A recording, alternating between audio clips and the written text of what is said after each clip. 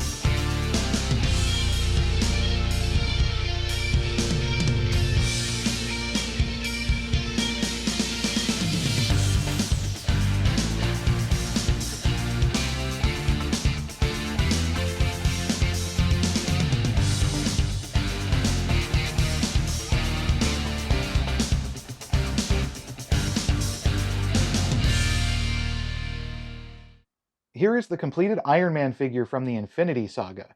Now, you'll notice right away the figure is rather large. So it's a good representation of Iron Man in a larger scale, closer resembling some of the larger scale action figures that you can find. Now, right away, you'll notice I did not apply any of the stickers onto this set. The stickers would have added more detail, bringing it closer to the look of the actual Mark 43 armor. But without the stickers, it does lose a little bit of that detail. But overall, I think the figure is nice on its own without even applying any of those stickers. Now, first, we're going to show off some of the posability of the figure, and he is rather large, so I'll have to bring him in close. All right, so I've moved it in a bit closer and raised the camera a little bit, so now we can see some of the better detail of the figure itself. Now, first, I'm just going to be showing off some of the posability. We'll take a closer look at the figure itself in a moment. But if you'll notice, he's got a very decent amount of range of motion with each of the joints that they have for him.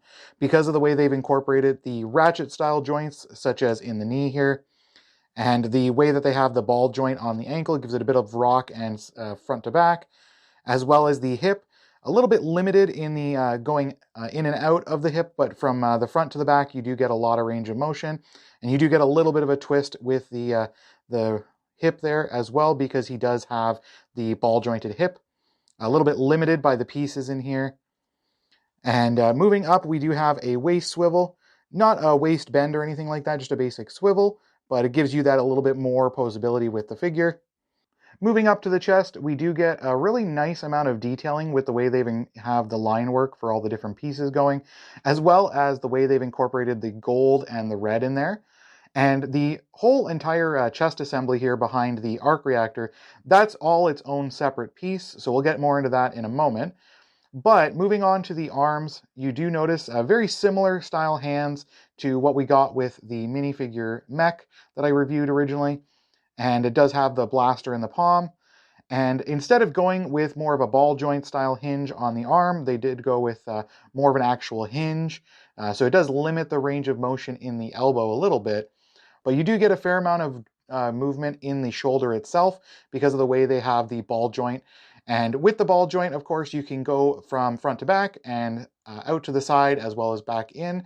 And they did include this pauldron or pauldron, similar to the ones that Tony Stark has used in several of the different iterations of the Iron Man armor.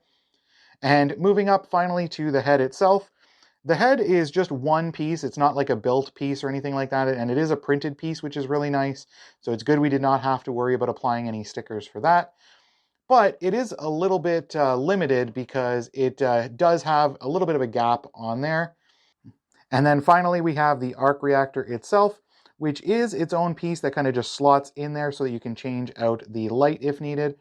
But it does have a button on the back here. You just have to press it and it lights up. And if you press that, it will light up his chest. Now, I have to say, one of the downsides for me for this light feature, it is nice that they included it, but it's more of like a yellowish orange kind of light. And it is easy to just trigger it by pressing the button on there. It's not something that can actually be held down, at least not currently, so you won't be able to have it like held in place unless you're actually holding it down. Now, let's move it in closer and let's check out some of the finer details of this figure. All right, let's start it off with the old movie trope. We'll start from the feet and work our way up. Now, the first thing you'll notice about the lower legs is it looks like he's wearing boots. Now, the way they've incorporated the red ankle guards as well as the red coloring overall to the lower legs, it does bring it together and make it look more similar to the lower leg and boot style armor that Tony has worn in the past.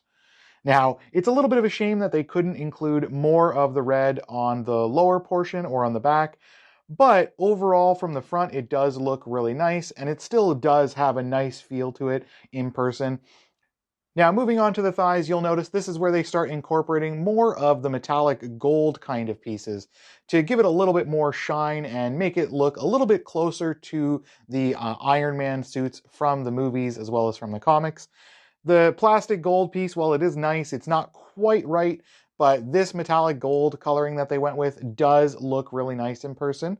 And the way that they've included it on the rest of the build looks really nice, but you do get a couple of large panels of the gold color, as well as a couple of the smaller pieces there, just kind of spreading the gold throughout, kind of bringing it all together. Now, moving up to the lower portion of the chest, you'll get a bit of a swivel action there in the waist, but they did include the gold in there as well, kind of a couple of small pieces in there just to include a little bit of extra detail. And the way they've done like the abdomen with the car spoilers or car tails to kind of give it more of like a ribbed look to it, similar to how you might see it in some of the armor styles that Tony's used in the past. So that is really nice detail there, and it's nice usage of those pieces to add that little bit of extra touch there in the lower abdomen portion of it and make it look really nice. Now, as it moves up from the abdomen, we get into the more of the chest itself, and you'll notice that it does have a couple of flat panels, but it does still have some interesting line work around the arc reactor as well. So even without the stickers, it does look really nice when it all comes together. It would have been nice, mainly just for myself because I don't have the stickers applied, maybe just a couple of different pieces just to add a little bit more line work in there. Maybe that'll be a custom change that I'll make on it. But overall, it does look really nice, even without any stickers applied to it. Now, moving on to the arms, you'll see a lot of gray on this one because I did not apply any of the stickers, which do cover up some of the gray and add a little bit of detailing on the bicep. But even without that being hidden, you still get the metallic gold pieces on the outer side of the arm, which do bring the rest of it all together, because then it's similar to the legs, where it's just the upper portion of the legs and the upper portion of the arms that has the more metallic gold color to it. You'll notice the rest of the arm, though, does incorporate the plastic done in the gold color. So it is a slightly different shade, but it does still look really nice. Now, moving on to the hand, we do get a very similar style to the one that they used in the Ironman mech that I reviewed before. But this time, though, the hand itself has a little bit more of a pronounced propulsion or a flight stabilizer in the palm there. But this time, though, the Ironman can make an actual fist because of the way that they've changed up how the thumb is done on the hand. So it's really nice seeing that, and it does give it a little bit more of opposability, and you can actually make him give a thumbs up too if you wanted. Now, overall, the arm is really nice, but this is where we start coming into a couple of the downsides, at least for me, for this figure. Because we don't get the ball joint in the elbow, we end up losing out on a little bit of additional range of motion because there's no bicep swivel or like forearm swivel, other than the fact that the hand can twist and the shoulder can twist a little bit. And I think the first true downside of this figure is the shoulder. From some angles, it looks like it's got too much of a gap because it feels like the arm is just a little bit too low. I wish they would have had that raised up just a little bit. Maybe just a peg or even half a peg up would have probably made it look a little bit better. Granted, you probably would have lost a little bit of range of motion with the way that they've designed the shoulder or pauldron. Maybe if I do an update or modification to this figure, that could be one area to improve and see if we can get it to look a little bit better in there and maybe hide some of the gap you get from the way they've designed the shoulder. Now, speaking of gaps, let's move on to the head for the Iron Man figure. Now, as I mentioned before, the Iron Man figure head does have a fair amount of detailing because it is a printed piece. It's not a sticker that you have to worry about applying and lining up. It's nice that they did include that as a printed piece. And it is actually the exact same piece that they use for the shoulders as well, just with a print applied onto it. So it is a nice detailed print that you get on there. And the head does have a fair amount of range of motion with it because you do get a ball joint in there, and so you can do like side to side and front to back. But the problem is because they went with the smaller ball joint instead of going with like a larger ball joint or something, they did end up leaving quite a large gap. And I'm assuming that was done so that you did get the range of motion and you could move the head around and tilt it and get a little bit more expressive with it. But because of that, you do get a large gap when you look at it from certain angles. Now, in most cases, it's not too bad if you're looking at it head on, but if you start doing different poses, or as an example, if you were to put him into a flying pose where you have the head tilted most of the way back, you do get a large gap in the bottom there because they don't have anything behind the front of the bottom portion of the mask. Now, I'm sure they could have filled that in with either doing like a larger ball joint piece, because then it would have taken up more space, or just adding a couple of additional small pieces kind of sticking down from that to kind of hide a little bit more of the way that they've designed the ball joint. That's another area that you could do a modification to improve the figure overall.